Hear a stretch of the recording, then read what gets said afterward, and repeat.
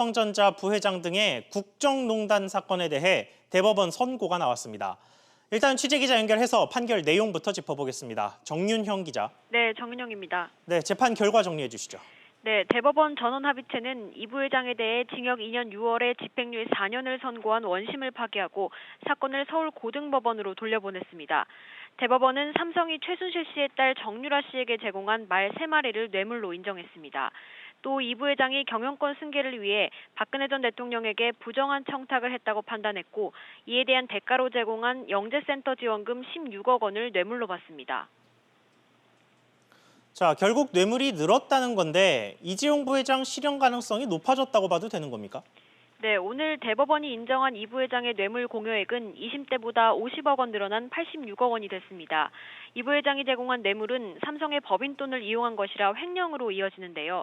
특정경제범죄 가중처벌 등에 관한 법률에 따르면 횡령액이 50억 원을 넘어설 경우 무기징역 또는 5년 이상의 징역에 처해집니다. 때문에 하급심에서 실형을 받을 가능성이 커졌습니다. 오늘 판결에 대해 삼성 측은 앞으로 과거의 잘못을 되풀이하지 않도록 기업 본연의 역할에 충실하겠다는 입장을 내놨습니다. SBS CNBC 정윤영입니다. 자, 판결 내용 살펴봤으니 이젠 관련 쟁점들 하나하나 짚어보겠습니다. 판결에서 뇌물 인정액이 늘어난 만큼 이재용 부회장에 대한 처벌도 더 강화될 것이란 전망이 나옵니다. 실형 가능성까지 제기되는데 이 부분은 최나리 기자가 알아봤습니다. 대법원은 2심에서 무죄로 판결했던 말 구입액과 동계 스포츠 영재센터 지원금을 모두 뇌물로 인정했습니다. 이 부회장에게 적용되는 뇌물액은 약 86억 원이 됐습니다. 이번 판결로 이 부회장의 횡령액은 50억 원 이상이 됐습니다. 삼성은 이 금액 모두를 회사 돈에서 지급한 터라 이 부회장에게는 더욱 불리해졌습니다. 횡령액이 5억 원 이상이면 가중처벌되는 특정경제범죄 가중처벌에 관한 법상 횡령죄가 적용됩니다. 특경법에 따라 뇌물액이 50억 원이 넘으면 징역 5년 이상의 유기징역과 무기징역으로 처벌받게 됩니다. 형량 조정을 감안하더라도 선고형이 징역 3년을 넘을 경우 집행유예는 사실상 불가능합니다. 횡령 액수가 50억 이상 증가하면 그 특경법에 해당이 됩니다. 고법에서 다시 재판을 받아야 되는데 실형의 위험이 커진 거죠.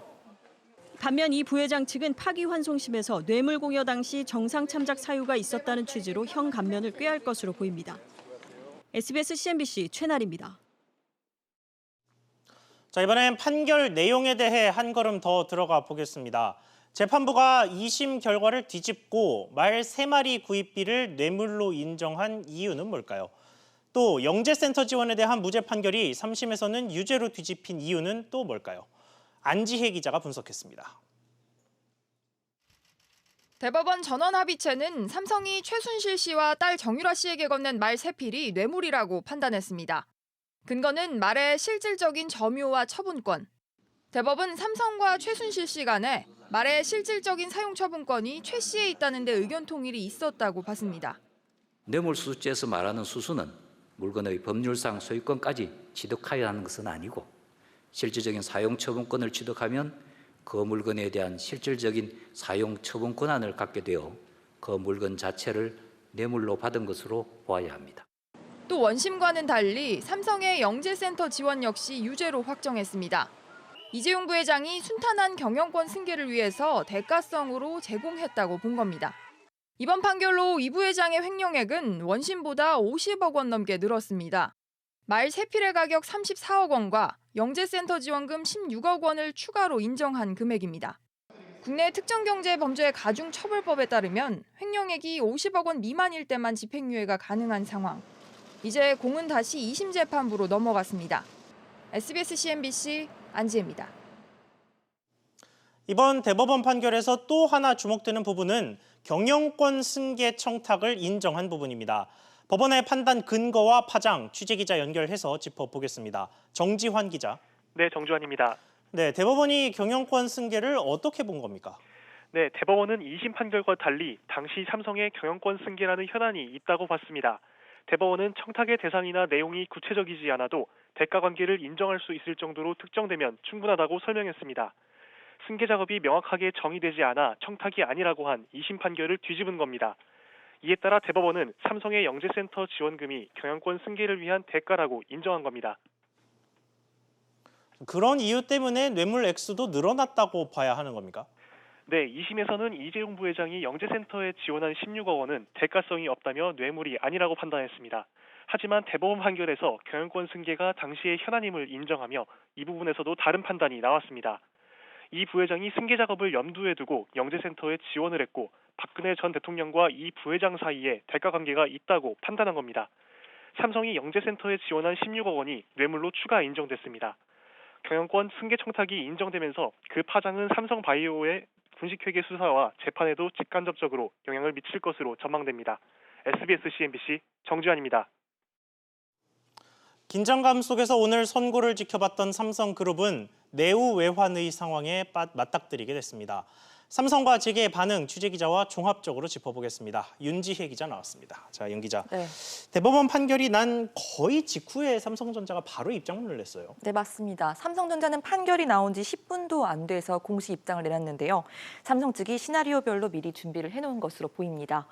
삼성전자는 과거의 잘못을 되풀이하지 않도록 기업 본연의 역할에 충실하겠다면서 삼성이 위기를 극복하고 국가 경제에 이바지할 수 있도록 도움을 달라고 호소를 했습니다. 지난 2016년 국정농단 사건이 불거진 후 3년간 이 변호인단이 아닌 삼성전자 회사 이름으로 입장이 나온 거는 처음 있는 일입니다. 자, 처음 있는 일이기는 한데 이거를 뭐 어떤 의미를 부여해서 봐야 하는 겁니까? 그만큼 내부에서 느끼는 위기의식이 매우 엄중하고 간절함이 크다는 걸로 해석할 수 있겠습니다. 최악의 반도체 업황 속에 삼성이 총수 리더십 공백이 생길 수 있다는 거에 대한 부담이 매우 큰 걸로 보입니다. 자, 그러면 삼성 측 변호인단은 입장이 어떻습니까? 네, 우선 대법원이 이재용 부회장에게 뇌물 공여죄를 적용한 거는 아쉽다고 밝히면서도 최악의 상황은 면했다고 본 걸로 보입니다. 직접 들어보시죠. 예. 다음과 같은 점들에 대해서 의미가 있다고 생각합니다. 하나는 형이 가장 무거운 재산 후계 도피죄와 뇌물 액수가 가장 큰 재단 관련 뇌물죄에 대하여 무죄를 확정하였다는 것입니다. 그리고 다른 하나는 삼성은 어떠한 특혜를 취득하지도 않았음을 인정하였다는 것입니다. 자, 그렇군요. 이 삼성 외에 재계 쪽에서는 반응이 나왔습니까? 네, 판결 직후에 전경련과 경초원이 바로 입장문을 내놨는데요. 미중 무역 갈등과 일본의 수출 규제 등으로 이 대외에 어려움이 가중된 만큼 삼성그룹이 경제를 선도할 수 있도록 정부 차원에서 지원과 배려를 해달라 이렇게 당부를 했습니다. 주요 외신들도 판결 직후에 곧바로 서울발로 소식을 전했습니다.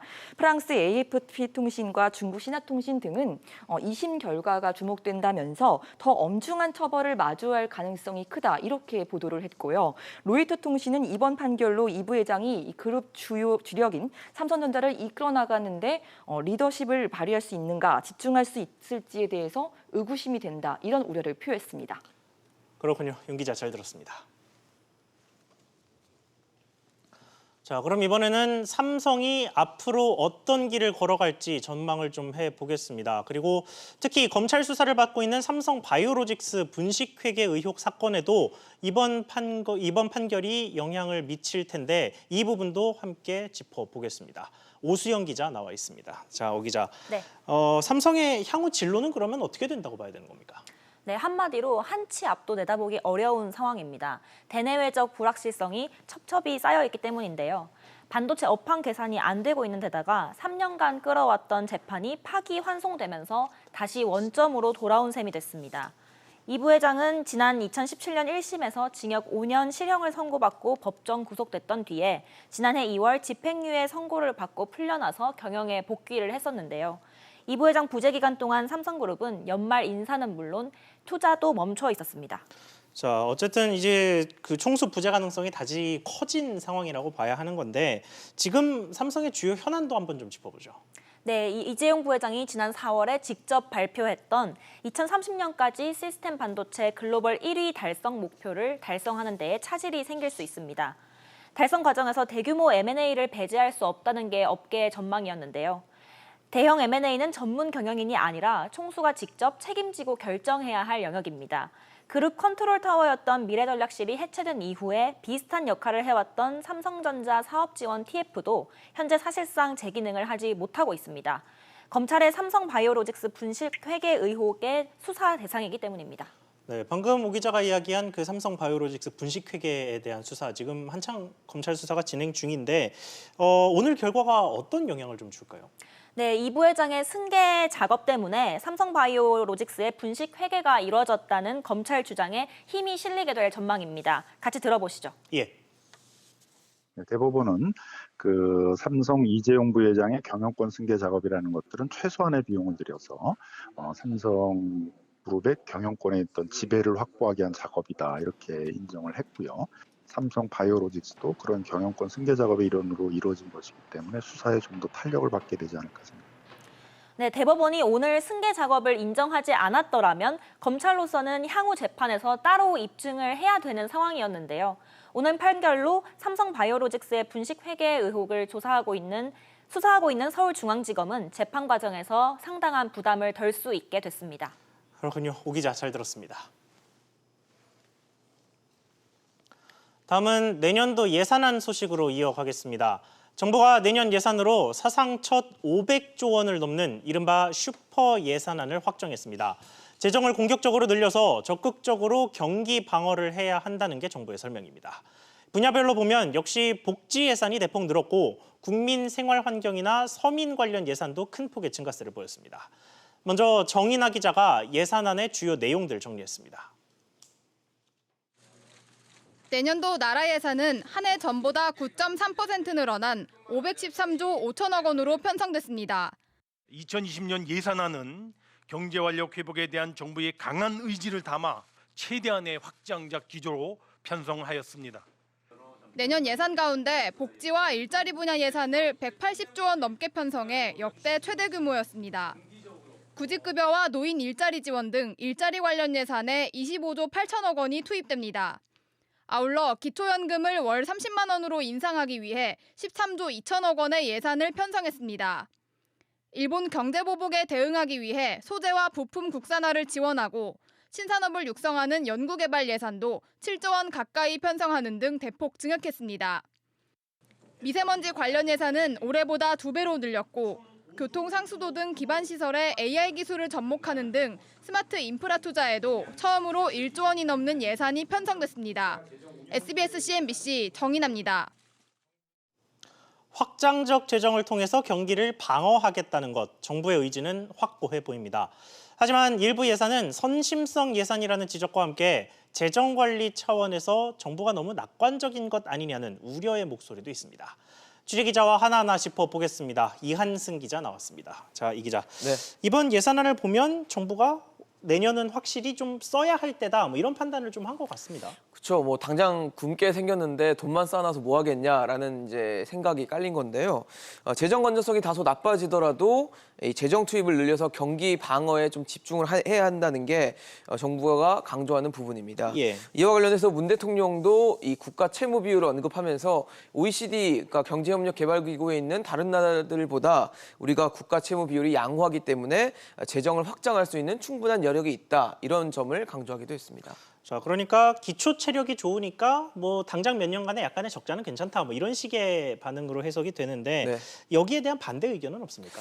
일단 국가 채무 비율을 좀 보면 될 것 같은데요. 예. 현 상태에서는 2023년 정도가 되면 40% 중반까지 이 국가 채무 비율이 올라갈 것으로 전망됩니다. 정부는 OECD 평균이 한 100%, 그러니까 국가 채무 비율이 100%가 넘고 일본이 한 200%가 넘는다는 점을 근거로 해서 우리의 재정 건전성은 양호하다라는 낙관적인 평가를 내리고 있는 거거든요. 예. 그런데 성장이 둔화가 되면 세입이 줄어들 수밖에 없기 때문에 지금과 같은 경제 상황에서 세입이 줄어들 가능성이 높다고 봤을 때 재정 건전성 역시 더 빠르게 나빠질 수 있다는 우려가 나올 수밖에 없는 겁니다.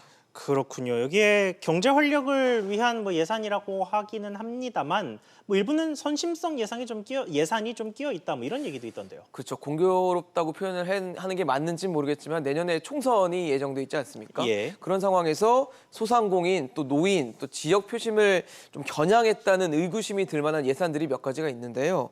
그중에서도 내년에 2조 원 넘게 편성된 일자리 안정자금이 대표적입니다. 예. 이 일자리 안정자금은 급격한 최저임금 인상에 대응하기 위해서 2018년도부터 정부가 시작한 정책인데 내년도 최저임금 인상률은 뭐 아시다시피 2.9%에 불과하기 때문에 이제는 이 명분도 좀 약하다라는 지적이 나오고 있습니다.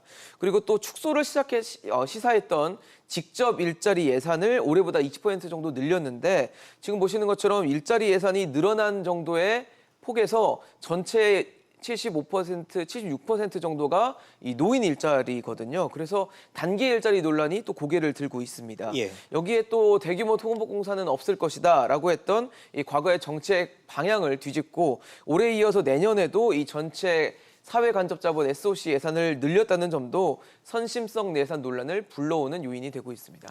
그렇군요. 이 기자 잘 들었습니다. 오늘 국회에서는 은성수 금융위원장 후보자에 대한 인사청문회가 열렸습니다. 주요 금융 현황과 자신을 둘러싼 의혹들에 대해 입장을 내놨습니다. 선거제 기업법 통과에 반발해 자유한국당 의원들이 한때 퇴장하기도 했고 조국 법무부 장관 후보자에 대한 질의가 집중적으로 쏟아지기도 했습니다. 취재기자 연결해서 자세히 알아보겠습니다. 류정훈 기자. 네, 류정훈입니다. 네, 우선 조국 후보자에 대해서는 어떤 부분이 쟁점이 됐습니까? 네, 이태규 바른미래당 의원이 조 후보자의 사모펀드 의혹에 대해 불법적인 부분이 있었냐는 질문으로 포문을 열었는데요. 이 질문에 은 후보자는 가족이 펀드 운영에 개입했다면 불법이지만 여부를 알 수 없어 예단하기엔 이르다고 답했습니다. 이어 조 후보자가 가입한 사모펀드에 대해 금감원의 조사가 필요하다는 지적에 은 후보자는 금감원과 협의해 검사할 수 있다는 입장을 밝혔습니다. 이처럼 조 후보자에 대한 야당 의원들의 질의가 쏟아지면서 은 후보자가 애를 먹기도 했습니다. 자, 그런데 다른 후보자 말고 은 후보자 본인을 둘러싼 의혹들도 몇 가지 있었는데 후보자 어떻게 답했습니까? 먼저 자녀 국적 의혹에 대해 은 후보자는 자녀 모두 국적은 한국이지만 고등학교와 대학교 모두 미국에서 나와 국내 입시 전형과 상관없다는 입장을 밝혔습니다.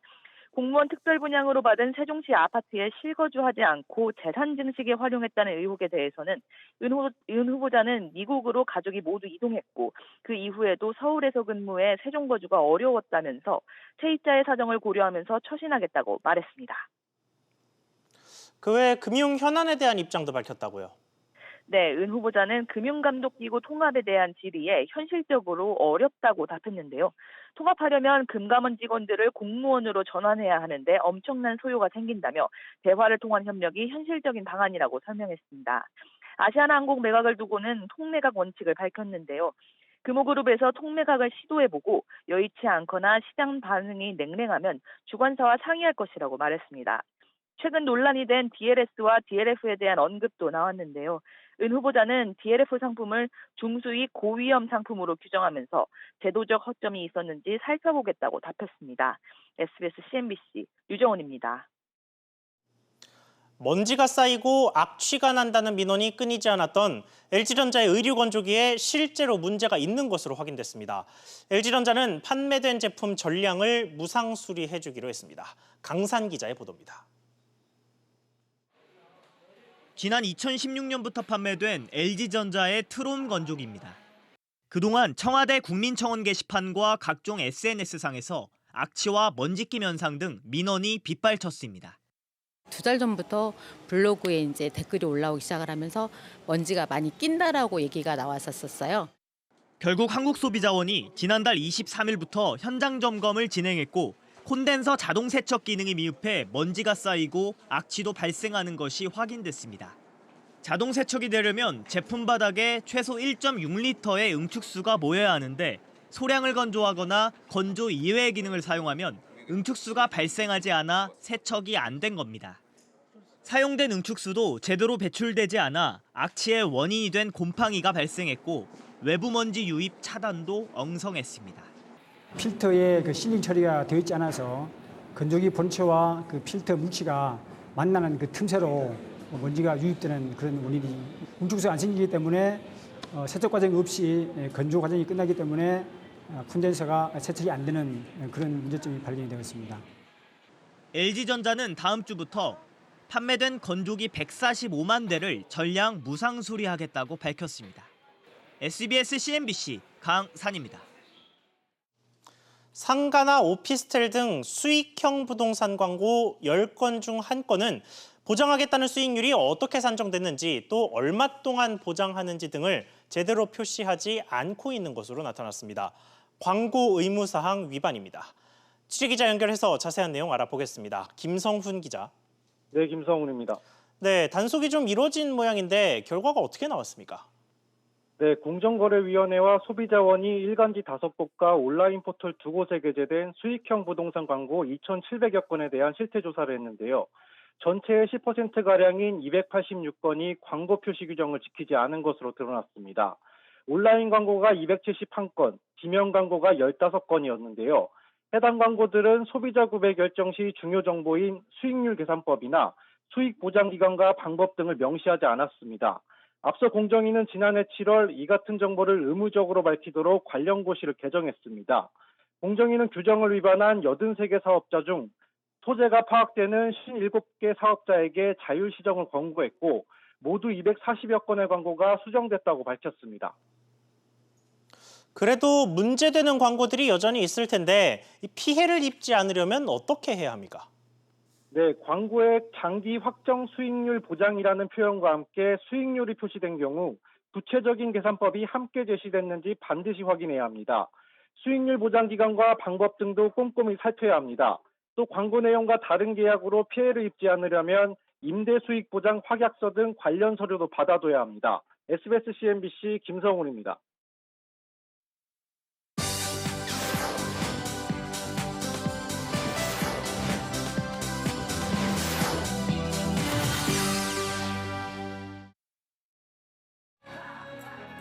뛰어난 검객이자 시인인 시라노. 이런 내가 좀 과했나 좀 많이 봐줬나 심심한 난 그대에게 심심한 위로를 보낸다. 모든 것이 완벽하지만 커다랗고 괴상하게 생긴 코가 유일한 단점이자 콤플렉스로 사랑 앞에서 한없이 작아집니다. 시라노와 록산, 크리스티안까지 세 남녀의 우정과 사랑, 용기를 그린 뮤지컬 시라노가 2년 만에 돌아왔습니다. 프랑스의 희곡을 원작으로 재치 있는 대사와 감미로운 선율이 낭만 뮤지컬의 진수를 보여줍니다. 날 핥히는 사랑도 전쟁과 운명도 난 두렵지 않아. 이대로 난 앞으로. 국립발레단이 4년 만에 백조의 호수를 무대에 올립니다. 차이콥스키 발레의 정수로 악마 로트바르트의 저주에 걸려 백조가 된 오데트 공주가 지크프리트 왕자를 만나 사랑에 빠지는 이야기입니다. 다양한 버전 가운데 국립발레단은 러시아 볼쇼이 발레단의 유리 그리가로비치의 안무로 해피엔딩의 작품을 선보입니다. 달빛 아래 호숫가에서의 군무, 악마와 왕자가 함께 추는 그림자 춤이 백미로 꼽힙니다.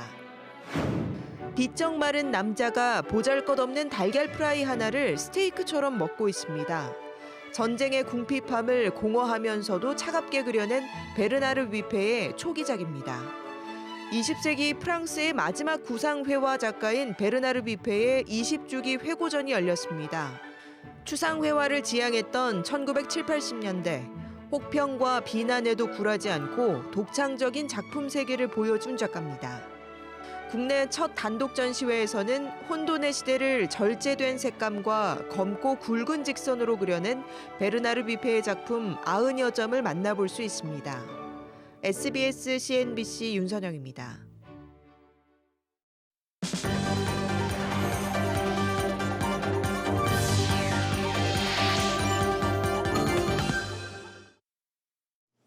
한국도로공사가 외주 용역업체 소속 톨게이트 요금 수납원들을 직접 고용해야 한다는 대법원 판결이 나왔습니다.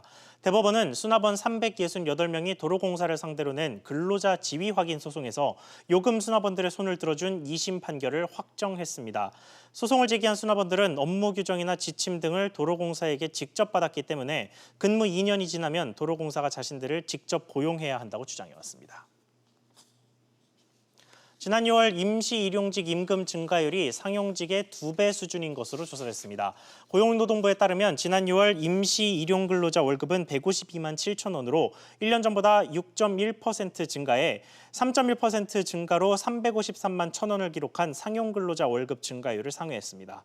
지난 6월 전체 근로자 평균 월급은 333만 원으로 1년 전보다 3.3% 상승했습니다. 유류세 인하 조치가 오는 31일 종료되는 가운데 정부가 모니터링 체계 가동과 가격 안정화 유도에 나설 방침입니다. 기획재정부는 가격 담합과 판매 기피 등 불공정 행위가 발생하지 않도록 관계부처와 함께 합동 모니터링 체계를 가동하고 있다고 밝혔습니다. 이어 석유류 매점 매석이나 판매 기피에 대한 신고 접수를 받고 알뜰 주유소 활성화 등을 통해 가격 안정화를 유도할 계획입니다. 안녕하세요. K웨더 라이프스타일 예보 김단비입니다. 오늘 중부와 남해안, 제주를 중심으로 강한 비가 내렸는데요. 내일은 경기 북부와 강원 영서 북부에 오후 한때 소나기가 내리는 걸 제외하면 전국에 특별한 비 예보는 없겠습니다. 경기 북부와 강원 영서 북부 지역에서는 외출 시 작은 우산 하나 꼭 챙기시기 바랍니다. 한편 내일 서울의 낮 기온 27도, 대전 26도로 중부지방은 평년 기온을 1, 2도가량 밑돌며 선선하겠고요. 남부지방과 동해안의 낮 기온은 평년과 비슷하거나 조금 높게 나타나면서 늦더위가 이어지겠습니다. 이 시각 위성 영상 보시면 강원 영서와 충청도, 제주도와 남해안 곳곳으로는 비가 내리고 있는데요. 이 비는 오늘 퇴근길 무렵에 대부분 그치겠습니다. 중부지방 춘천에는 낮 한때 소나기가 오락가락하겠고요. 낮 기온은 26에서 27도로 비교적 선선하겠습니다. 동해안은 구름 많은 가운데 낮 기온은 28에서 29도로 평년 기온을 2도가량 웃돌겠습니다. 남부지방 대구는 아침 기온 20도에서 시작해 낮 기온은 30도까지 오르며 다소 후텁지근하겠습니다. 9월 첫째 주에는 충청 이남 지역을 중심으로 비 예보가 잦을 전망입니다. 날씨였습니다. 오늘 저희가 준비한 소식 여기까지입니다. 시청해주셔서 감사합니다.